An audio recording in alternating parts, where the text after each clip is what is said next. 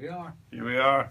This is it. Hey everybody, welcome to CMI Live's Q&A happening right now. Periscope here at Franklin Collective Man, you look good in the office. Man. Thank you, man. I appreciate it. Yeah, I think Mm-hmm. you look great too. Does it look good to you? That's good. Music for Eng. What's up? How's it going? Woo! Any more people joining us? We're starting a little bit early today. It's okay. We're starting early, but we're going to post this on. We're going to post this again on CMI's Facebook page afterwards. So if you come in the middle somewhere, you'll be able to catch us later on. Welcome, guys. This is a live Periscope for the Q&A for CMI Academy. CMI Academy is a school that's online, which allows you to study not only the art, but the business side of the music business. We're here in Nashville, Tennessee, just south of Nashville, here in Franklin, at the Franklin Collective offices. And we're going to be talking today about some really cool different parts of the music industry. We have one question from Matthew, who's a CMI student. Just a little bit about CMI. We have 10 amazing courses that you guys can do. You can actually sign up at joincmi.com. It'll take you through a process of watching a few amazing free videos. And then you can jump right in and you can watch all of our content. We've got 10 amazing videos. This is Sean, he's my assistant here. Hey guys. And he's a fellow mentor of the students inside CMI. So you can bloom where you're planted. You can, in essence, study music, both the art and the business, without having to move to Nashville. You can do it right there where you live. You can have a community because we have an amazing forum. So you can connect with other students like yourselves that are trying to make music their thing, trying to do music properly with the right heart, with the right motive and the right intentions, with regards to their faith, and connecting things in a way that makes sense ministry-wise, but also allow you to do something that's excellent based on the fact that you're going to write better songs, you're going to be able to book venues, you're going to be able to do all these things if you use the tools that we give you here at CMI Academy. Yeah. So Sean, today we've got some fun things to talk about. Yeah.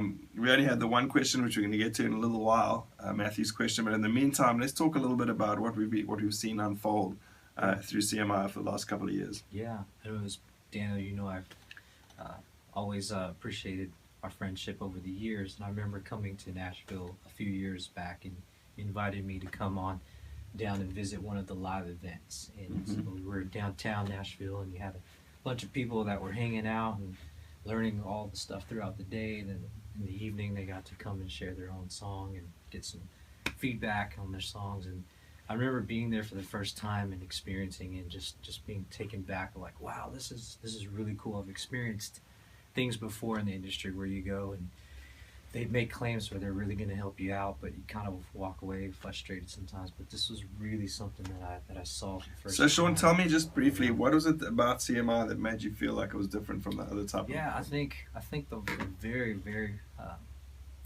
most impactful thing for me was, I think, a genuine motive of discipleship, of wanting to actually care about artists. And some of these things you'll see, like, come and sign up, pay your money, whatever, and then you're in and you're out. But it seemed like CMI was like, that we really actually believe that we want to invest into the kingdom of God and give you some resources.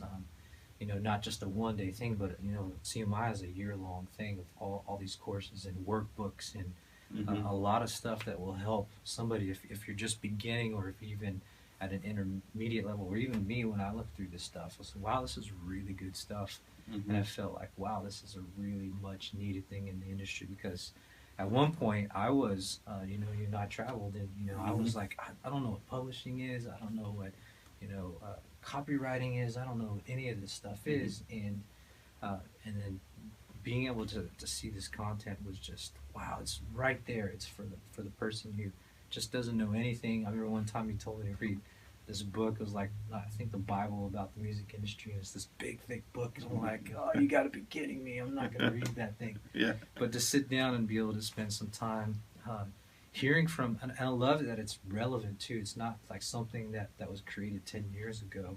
This content is, and there's stuff that's happening right now from people that are actually living this out and saying, here's what's going on right now, here's what this industry is really looking like, and here's how to navigate through it. That's very cool, and that's the thing. Honestly, is the content is not from me, and it's not.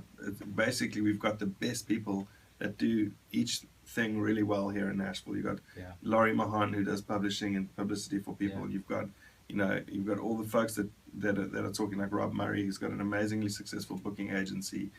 You got people that know what they're doing in each field, telling you, hey guys, if you're independent and you're trying to do this on your own, this is the shortcut. This is the way to do it. Basically, what I normally share with people is CMI Academy is basically like getting a garage full of amazing tools. Sure. And you're going to learn all these tools, even just the songwriting courses. There's 4 courses on songwriting. And if you had to try and take all those tools and use them all at once, you wouldn't be able to make something. The secret is to be able to say, this is what I've been doing right now. Man, I sure could use a tool. And you watch the video content from Chad Cates, and you go, I love the way he does this. I'm going to use that tool. You pick that up and you apply it to what you're doing, and you enable yourself to be able to do things way quicker than you would before. One thing I just wanted to mention on this is, a lot of people say to me, how do I know if I'm talented enough to do this full time or to make this my career? And some people, you really go, man, I wish you wouldn't try to do this full time. You really, at best, you're a hobby kind of musician. I'd love for you to know that, and them to be able to go, well, I'm grateful you told me that so that I can at least get on with my life. Other people, you go, man, if you just stepped up your game a bit, you could do this full time because you've got what it takes.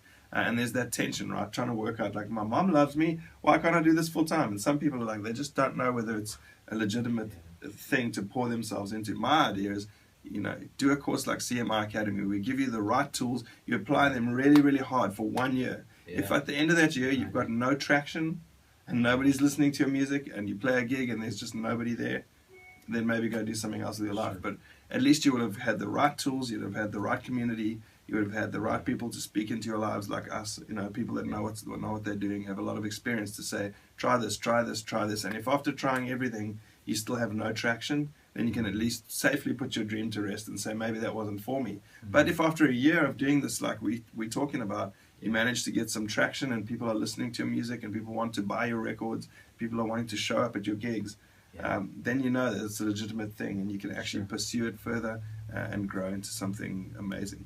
Yeah, it's awesome. Let's talk quickly about this, the idea of heart, motive, and drive. Tell me a little bit about what you heard from Mike Donaghy at the live event. Yeah, man. Dude, that was, I think, talking with some of the students afterwards, I think this year we had Mike go first, and it was just so everybody knows, this Mike is the singer from 10th Avenue North, and he was at our live event. Yeah, he came in this year. We changed it up and had him speak very first in the morning. We led a little bit of worship, and after that session, it was almost like everybody was like, "Yeah, I'm ready now. Like, I've gotten enough," because really everything that comes back to the industry is that golden why principle of like, why am I really doing this, and to check the heart. And I love how Mike really brought some really strong conviction to almost everybody in the room of, you want to be a songwriter, you want to be an artist, you want to be a worship leader, like you need to really go back to the idea of that, like God is really the most important part of the whole thing. And it's really like God has given us songs to steward well, God has given us message to go out and share. The gospel is the most important component of everything we're doing. So a lot of times what can happen is that starts that way, but then all of the things that come in that are needed to get your career or your art out a little bit more, it starts to take over, and we forget so quickly, like, wait a minute, this is for Jesus. And I show up, and I remember one of the things that was really cool about Mike was saying is sometimes they would show up, they would drive far, and sometimes it's just a group of, just a small youth group, and maybe their grandma was there, and you play your heart out as much as you possibly can, just in the same way for those group of people as you would for the big arena that is stacked with people cheering. And if your heart is not right, then those are very strong opportunities for the enemy to come in and say, man, that's just not a very big win. But you have these big times, like Daniel used to teach me a lot of times, you got to make sure that you're making positive accounts, because there are going to be things that come into your life that are going to steal away, and you're going to feel like, there's moments where it draws away from your desire to want to do it. So I think if your heart stays pure and you remember, like, I'm here to do this for Jesus and to preach the message that he's giving to me through music or through whatever art that you have, and that stays the strong motivation of your heart, then everything can be a win for you. and obviously you want to be wise. Like obviously you don't want to, spend 2 months on the road showing up for 5 people unless that's really what God needs you to do. But you also need to be willing to do whatever God is asking me to do and get that message out. So absolutely. Let's talk for a moment. Some people might have heard me mention this before, and I had Paul Balash here in this room actually talking about this recently. How if your desire and your motives for doing things are not right, it's not very sustainable. yeah, Because if your motives are, for example, to write a worship song because you want to have a whole lot and make a whole ton of money, and you want to make a big CCLI hit, sure, then what can happen is it'll never happen as quickly as you want it to. Paul Balash, who's had so many big songs, has said to me, man, it takes a long time, and you really have to keep plugging away through a bunch of bad songs to eventually have something that has a little bit of traction. Eventually it grows. Right. But if you're wanting it to happen super fast and it's your motivation to write that song is purely for that, then what happens is when it doesn't happen quickly, your hope gets deferred and you feel sick. The Bible says hope deferred makes the heart sick. Right. If your heart's sick, that means you've poisoned yourself. And so if you keep poisoning yourself with despondency because your motivations were wrong in the beginning, then you're poisoning the well that you want to draw the water out of the next time to write a song. So if you're drawing, you have to draw clean water out of the well when That's you're trying good, to man. write good songs. So good. Yeah, so you got to make sure your motives and your heart and your drive are all coming out of a good place. The reason I'm still doing music after all these years is because my only expectation is to be around people, that are going to share this thing called music, and that hopefully someone's going to be touched by it in some way. And it's honestly the reason why I'm still, after 20 years, going through 363, playing all these tours with Brent and Brown. Yeah. Let's just look at that for a second. 363, Song of the Decade, 2004, Billboard Song of the Year, and then going into playing with Brent and Brown, who's a worship songwriter and plays mainly churches. Yeah. Some people would say, man, that's a step down from playing big arenas in a rock band to playing worship on a Sunday morning. Yeah. But I felt no different. Honestly, it made no difference to me whether I was playing in a bigger rock and roll show with Tree or whether I was leading worship for a small group with Brenton. So, each time you do something, you got to have the right heart about it. Otherwise, it's not sustainable. Yeah. And sustainability is what eventually is the main reason why people succeed. People just keep doing what they do long enough, and it turns into success. Yeah. Does that make sense, Ron? Absolutely. That's very cool. That's one of the things I've loved about you too, man. I remember, I don't know if it was last time we did a periscope or one of the times before, but I remember you talking about, like you just said, you would do these big venues or you do the small ones, but that's not what drove you. What really drove you is when you got to meet people. Yeah. And you'd go hang out. And I remember you used to tell me too, hey Sean, if you go and do your show, like walk through the middle of where everybody's at. Like don't go hide in the green room and be all kind of, but like go out and meet people and be approachable and all that stuff. And that I think is just like from the very beginning of CMI made me a huge believer in what it is, because you're one of the hearts behind what it is. And I think looking back over the few years that you have been fully invested in CMI, I think that shows like a huge way. It's not just just something that has a whole bunch, but I think it's got your heart in it because you really want to see artists succeed. I remember I met my wife through MySpace and didn't even know her, and and then met me, and great story and stuff, because you really were just like, hey, who's out there, and I want to know them, and I want to get involved, and I want to help them get somewhere. Yeah, absolutely. And it's been so beautiful to see that stuff existing in CMI. Very cool, man. Thank you, man. Is there anything more of that? Like, why? Still to this day, it's been more than 3 years that this has been going. Like, why CMI for you, man? Why is this so valuable? Well, for me, the thing is, it's automatically been a fit since the very beginning. There's a band called Civil Twilight. They're not a Christian band, but these guys were like 11, 12 years old when they came to my house to interview my sister and I for the first time. And the fact that they were interested in us, and our band was doing really well in South Africa already. It was a band called Naked Lyric, believe it or not, Christian band. That is a great name, man. You guys look that up. Go ahead. Yep, Naked Lyric. And we had a band that was pretty successful in South Africa. We had a Hey, what's up, guys? Oh, sorry. We're doing a live periscope. You can come and say hi quickly if you want. Oh, really? Yeah, come say hi. This is Gage. Gage and Mr. John. This is a CMI periscope. Hello, am I in? Can you see me? Yeah, you can see. Almost. Yeah, just Oh. a little bit. There you are. Oh, it's delayed. It's delayed. There it Okay, is. sorry. This is And this is Josh Varnado. live. Yes, Hey. live. Hey, everybody. Come down a bit more, Josh. Oh, wait, am I in? There you Where go. am I? So there you go. Look at the screen. I'm in? Alright. Oh, look at that. This is Josh Varnado. Go check him out on YouTube and go check out Gage West. Woo! Gage West is a country artist. He's a beast. And Josh is an amazing worship / glorious, all of the above artist. Dan is an amazing man of many talents, far too humble. And Well, thank you, my son. Mostly just his accent. Sean Starbuck, singer Yes. extraordinaire, extraordinaire. and We mow some pretty good good songs. looks extraordinaire. All right. All right, See you bye. guys in a bit. See ya. All right. Well, there you go. Another. Just another validation of CMI stuff. Yes. There's a lot of good stuff happening at the house. Okay, back to what I was saying. Basically, for me in my life, I've always felt that nurturing, mentoring thing. Yeah. It's been a natural thing for me, and a lot of people would say that it's not a very normal thing to want to see people succeed more than yourself. Yeah. Most people get kind of a little bit jealous or envious, or Sure. Yeah. so when I see people do well that I've had a part in, I get way stoked about Yeah. it. I've seen that. It's a lot. not a natural thing. I often expect people to do that, and it's hard when I know even Christian artists that I'm good friends with that get really bummed when someone else has a big single or something happens, and I'm like, man, this is all for the same thing. Yeah. I think it had something to do with growing up and playing music from a very young age.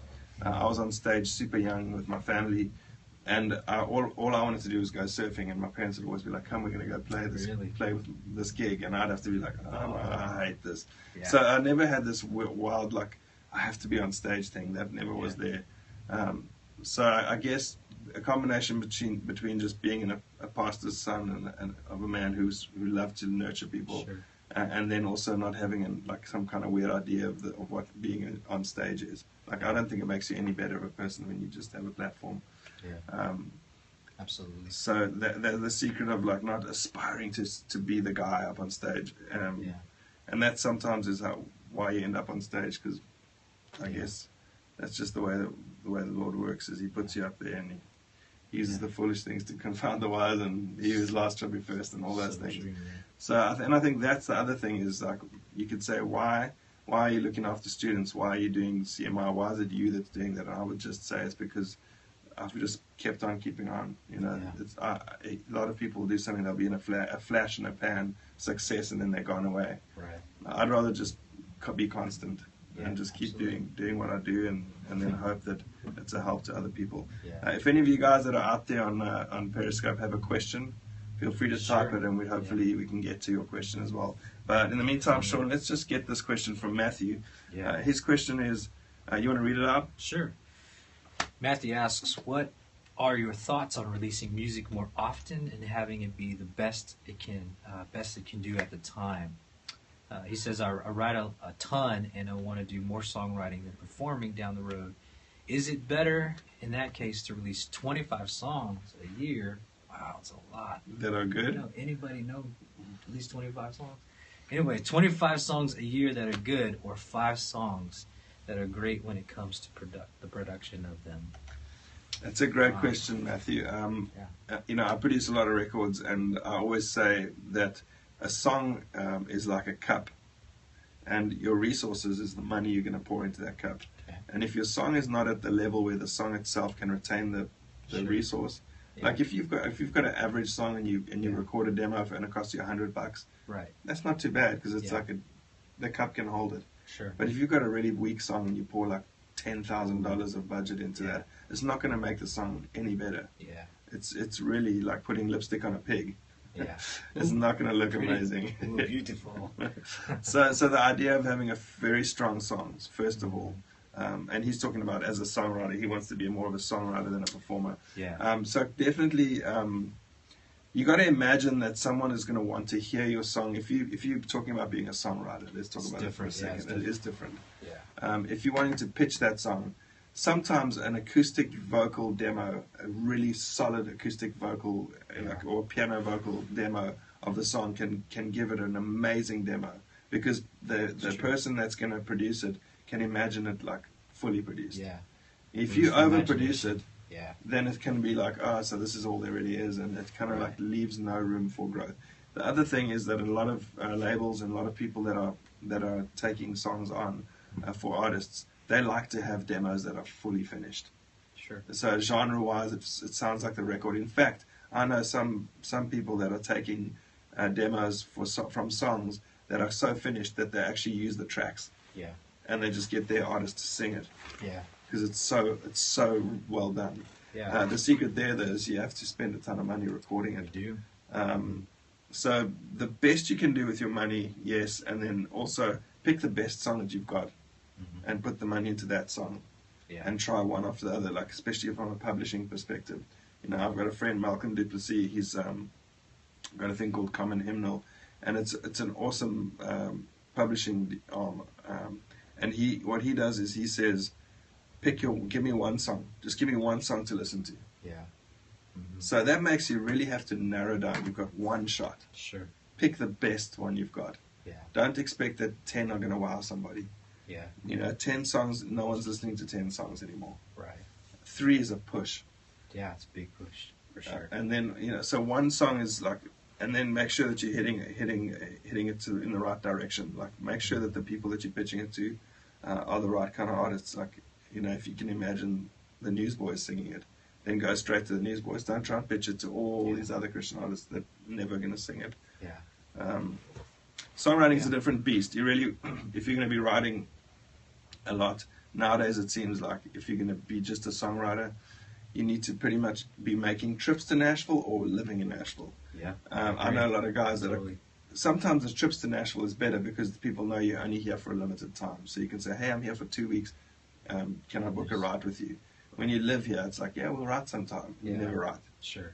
You know, It's my a rain experience. check. Yeah, when I'm here, my experience of this Franklin Collective, which is part of this team where we have a lot of songwriting in this house, like Josh and those guys that just came through here. They're around here all day, every day writing, and there's people that come in from England, like Dan Wheeler, and these different writers that come through, and they meet up with our writers, and they just write a bunch of songs in a week, Yeah. and then they go home. They're very intentional about their writing, and then they go home. So. Yeah, I would say as far as the production stuff goes, if you're an artist, if you've got enough money and you can raise your resources to do 5 songs, I'd say that's great because it gives someone a good picture of what you do. You've just done a Christmas record, which why don't you just tell us about that since we're in November? So yeah, it's kicking up the gear. Man, we did that pretty quickly actually, the Christmas thing, but it was a really good experience. Most of my recording has been a lot of overdubbing and a lot of production and stuff, and that was really cool. I don't know if some of you guys are interested in how the process of recording an EP, a song, whatever. There's different ways to go about it, but this Christmas record Daniel produced, and it was really, really cool because we went in the studio and got some great musicians and spent the whole day. We actually did more than the Christmas album. We actually did an extra 2 singles on top of that. And so being in the studio, everyone together collaborating, creating the guide tracks ahead of time so it's really clear of what we want to see happen. But in one day, we recorded 7 songs, and it was pretty amazing. But So what's the album called? the album is called Christmas Volume 1. And it's Sean Starbuck. Sean Starbuck. SHAWN, Starbuck, like the coffee. Like the coffee. Yes. And you can go on iTunes and find it right now. Yeah. Okay. Absolutely. Yeah, it's a great record. I'm very proud of it. I think it came out amazing. Yeah. Interesting thing was you kind of made it almost too late to do any Christmas touring last year. Is that right? Yeah, last year. Yeah. So if you're thinking about recording a Christmas album, when would you say it's Oh just my gosh. Yeah. Wait. Don't do it this year. it's too late? Yeah. Yeah. Well, I mean, if you're doing it as a hobby and you really just want to bless your family or your church, whatever, like it's a great time. But when we're talking about the industry, because it's what we're really talking about, like there's so much that needs to go in. So, for instance, last year, in specific, I had a song that did really Let's well. talk about this for a second. I want you to get onto this, but I want you to save this story for the next. Save it for the next one. Yeah, because Okay. it'll be the Christmas one. So, Okay. guys, he's got an amazing story, which is going to blow your mind about a song that did really, really well of his, and how that happened, and how he got it to get his song onto a big FM stations Yeah. in America, radio stations, to play his song. I'm probably maybe one of the very few independent artists that did really well on mainstream radio Yeah. across the. It's very, very hard to do. Even if you do the courses through CMI, you'll see when it gets to the radio part, as an independent artist, to get radio play on major FM stations like, Air One or whatever it is. It's very, very difficult. Sean's had that success, and we're going to pick apart how he did it and how it can be done, and what mistakes he made post, and what we could have done better. But let's leave that for the next one. Okay, all right. That's fine. Cool. There's some really good stories there. Yeah. But just let me say, it's very important to start way back, because Christmas music actually has already started. I was in Starbucks singing out this morning, already playing Christmas music. People start music, Thanksgiving, everything is already set. And so, church leaders have already picked their music. They've already picked their series, all that kind of stuff. A lot of the churches are already planned at this point. So, tours, I know guys that are already set on their tour dates that are going out. I've got stuff that's booked already. So, for you to start Christmas right now is really not the best timing. But if you love Christmas music, maybe start on it now so that you have something for next year. And that's how it's panned out for you, hasn't That's it? how, yeah. This year's been very easy for me because people already know, and it's easy to make a call. I've already got the records stuff. A lot of stuff is in place already. So Awesome. yeah. Remember, you guys can ask a question at any time on Periscope. Todd I see. Flo just joined. Hey, Todd. Todd. Woohoo! What's up, man? Yeah, we gotta look at that.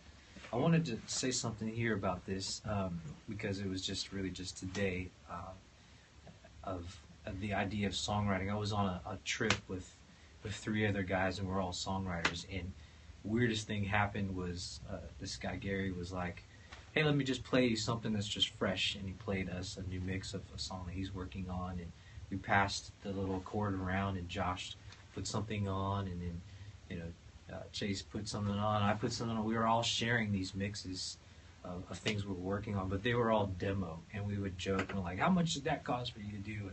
200, 300, 400, whatever." And then we'd play something, and we're like, "Oh, that's definitely not a 400. It's more of like $1,000 or $2,000." But like, as a songwriter, I think you always want to be.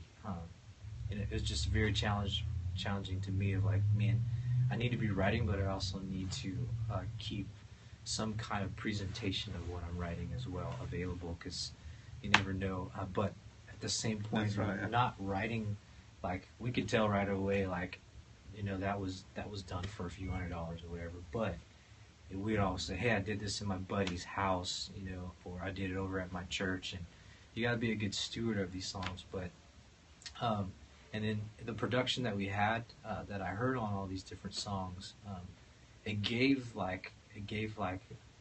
hope for it to be something that could still be enjoyable. So I think in your demo it needs to be enjoyable to a point. Nobody wants to hear a song and be like, okay, that's kind of dead, but it should have life in it. So whether it is just acoustic, and like Chase was playing stuff, and I was like, man, I could really, dude, I tell you, we're really excited about this song. It came through. It was very exciting. He's like, yeah, man, I was really excited, and that made me really excited to hear his excitement in the song. And Josh would have a pop song, and it would have a really good rhythm, and I was like, man, that really makes me want to dance. So there was some of that intent of what the song was trying to communicate in there, but it was not overproduced by any means.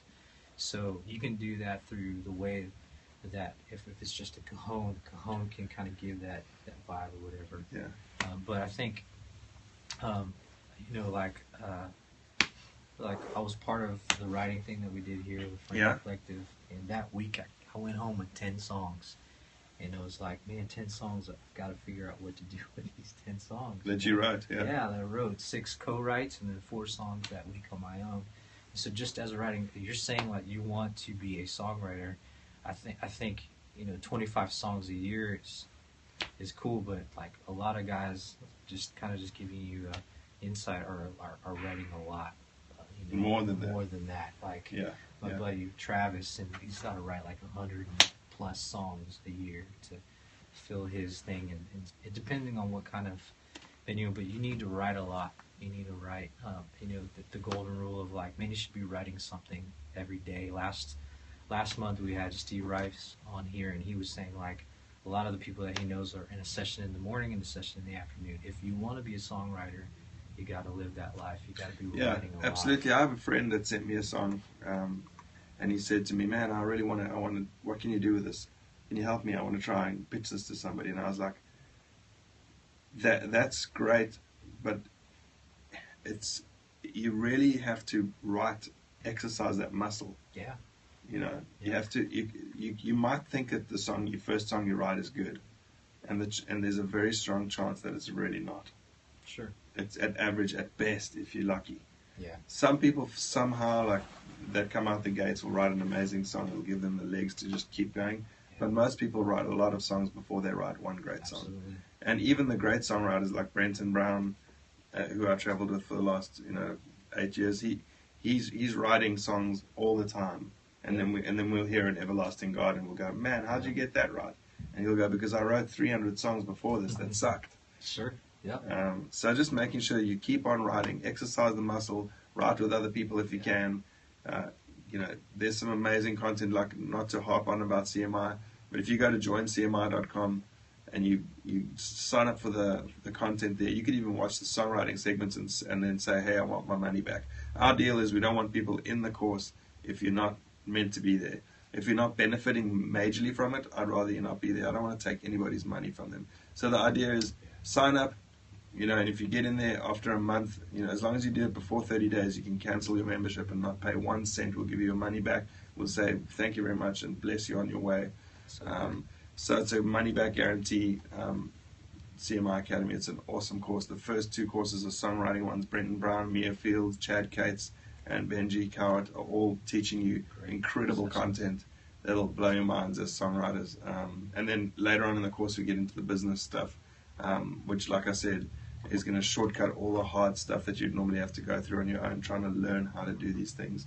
We've got Josh Shipp talking about creating a fan tunnel and working out, who your fans are, giving that person a name and an avatar, kind of like, my fans are 25-year-old guys that also like this, and this, or they're like, your fans are like a 90-year-old people.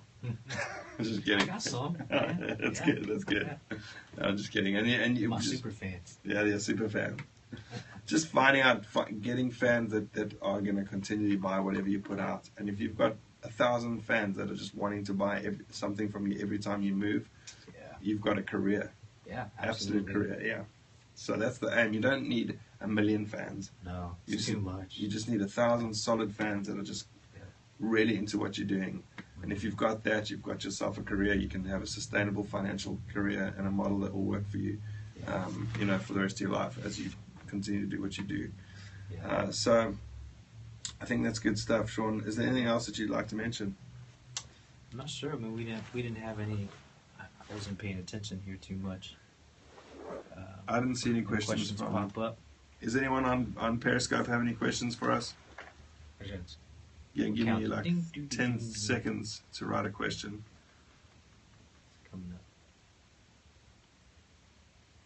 up. Yes. There's one. There you go. Let me get that quick. I've been stretching the songwriting muscle a ton with focus. Want to know how to start showing it. Start showing it. You mean like start showing how you've been? Yeah. writing? So you've been working on your songwriting. I think that the key to doing this is you're getting an opportunity to perform the songs. If you're a songwriter that doesn't feel comfortable singing in public, some songwriters don't. Yeah. Some songwriters are just lyricists. Like even Mia Fields took a long time to do her own record because she didn't really feel confident as an artist. Oh, yeah, sure. And now she's eventually done that. So if you can't get yourself in front of people to play your songs that you've been writing, then why don't you go ahead and get someone that you know who's a great singer that you could say, "Hey, would you mind performing my song?" Yeah. And get them to say, "Sure, man," and they learn your song and they can go and perform it and show people what you do. If that's the question, I don't know if I got it right there. You're asking, how do you show the songs that you've been writing? Yeah, and then another thing for me, like last weekend, I had just a group of friends come over to my house on a Friday night, and we just played some songs. Just had a good time worshiping together. The next night, I was over at a cafe, that cafe. I was like, hey, I just wrote this song with my buddy Josh, and I just want to share the heart. I mean, you just really just have to be okay with going to some of those smaller venues. And I think they're great because what I loved about going to this cafe was I said, hey, afterwards, I'd love to hear back from you guys what you thought of the song. And people will come up to me afterwards and they'll say, hey, and this is what that song did for me. This is what I got back and communicated to me. And those are great things, and I think those need to be in, if you are like, if you're okay with singing in front of people and playing your own music, it's highly valuable to me to go, because at one point I was a worship pastor and I could play those songs in my church and kind of see how the church was. But now, right now, I'm at a full-time ministry, and so I've got to always kind of be looking to opportunities of where I can go out and play. So I'm sure there's coffee shops. I'm sure there's, there's living room concerts is a really big thing right now, where you can go on and say, hey, come and join me in my concert at home. One of our students, Concepta, saw the other day. She's like, hey, I'm going to do a Christmas thing where I'm going to share some Christmas songs and I can't go out. So join me at Christmas time on this particular date. You can do things like that too. Go do periscope things, make videos. Make a YouTube video, put that out and say, videos. just to see what people think of your video, of your song. Sometimes just getting feedback. One of the things I wanted to also say was, try not to have to explain the song before you sing it. If you can't just sing the song and people get it, then you've missed it a little bit on the songwriting front, especially on the lyrics. If your lyrics and your melody and your flow of your song all works together to tell the story properly, then you don't need to sit and say, well, I wrote this song about my mom and dad and they lost this cat and blah blah blah. Sure. It should just be in the song. Immediately start singing, people are hooked in. The song should do the job that it's supposed to do. Otherwise, it's kind of not really up to that level yet. It's got to stand on its own. Yeah, perfect. Yeah. So I hope that's helpful to you. If that's helpful, give us a couple of hearts there. Let's see them. Come on, show us some love. One or two hearts. One or two. Just one or two hearts. That's all I'm looking for. Not a lot. I don't have the heart. Uh-oh. Agreed. Yes. Agreed. And that's from Matt Fawcett. That's Matt. Hey, Matt, Yeah, that was your yeah, question too today. That's awesome. great. Yeah, man. Matt, any other questions you have before we wrap up here? Since we have you on the line. Mm-hmm.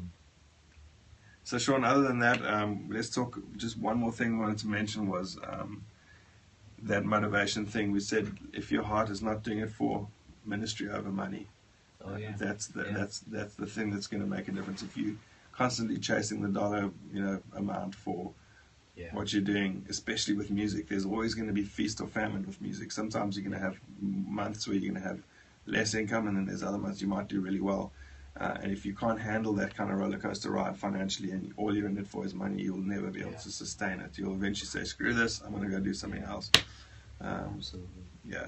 And it'll drive a lot of parts of what you're doing too. I remember I was talking with a friend, and she was trying to even figure out like what price range she should release her CDs at. And like, man, I could do this, I could do that. And I'm like, well, is really what you want? I mean, do you want to make money from this? Because you could ask for more.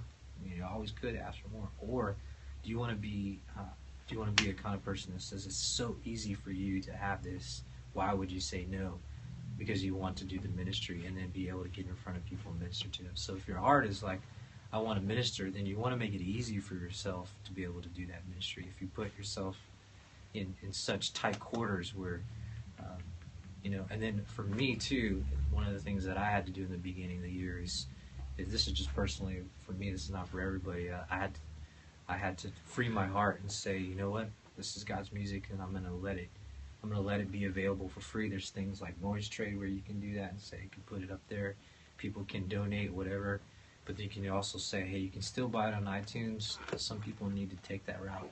For me, because that was something that I had to let go because I was still trying to get something back from that music. And so just to kind of nip that in the bud for myself, I said, I'm gonna give this away so I can be free. Because that was just my story, and that might be your story too. And you might need to do something extreme and say, I need to make sure that this is completely in the hands of the Lord and trust God for this. So, did you get a question? Yeah, Matt was just saying he wants to talk to. He said he's got a lot of questions. Uh-oh. That's okay. That's good, Matt. I Yeah. like that. I like that you have a lot of questions.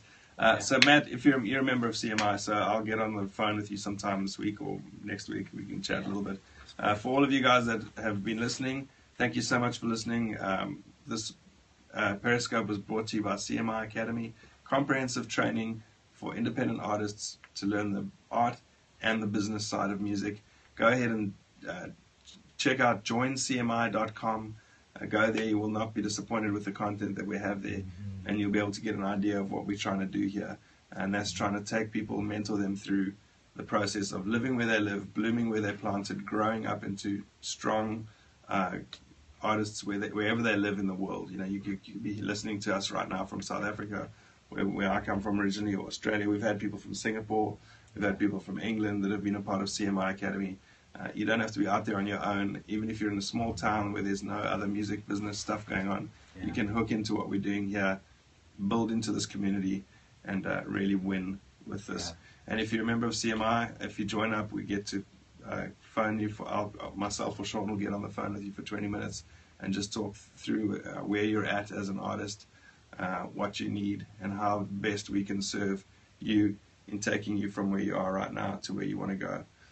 So thank you so much for visiting with us today. And we'll catch you guys on the next Periscope. Sean, would you close in prayer for us? Yeah.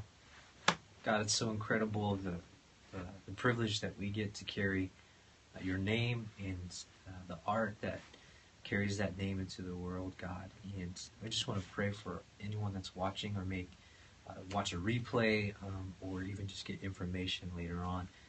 God, that it would be effective for the kingdom of God, that it would be something that would bring honor and glory to you, God. And I just pray for inspiration and motivation and encouragement for those that are just still trying to just trudge through the waters, God, and figure this stuff out, God, that you would bring just some encouragement, some peace into their lives. And I just thank you so much for raising up CMI and establishing. We want to ask your blessing on it, God.